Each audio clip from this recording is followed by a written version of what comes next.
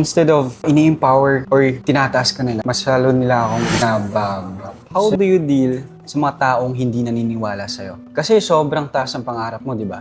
And then, of course, marami tayong nakakasalamuha. Sadly, yung mga mas malalapit pa sa atin.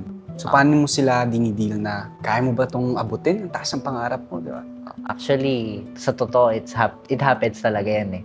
Kasi yan yung nangyayari sa akin ngayon. Kasi parang, kung sino pa yung closest sa akin, kung sino pa yung kadugo ko, sila pa yung, sigurado ko ba dyan? Sigurado ko ba dyan sa ginagawa mo? Parang ayaw nila. Eh ako, sige, ipupush ko to kasi gusto ko to eh.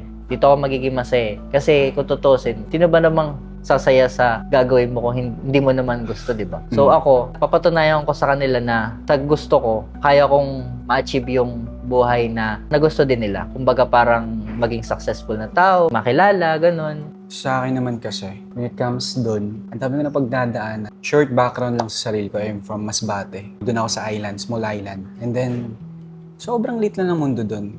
I feel like, akala ko dati, hanggang maingista lang, hanggang probinsyana lang. And then after joining a pageant, nakita ko lang, ang laki pala ng mundo. Pero, mostly ng tao doon hindi naniniwala sa pangarap ko.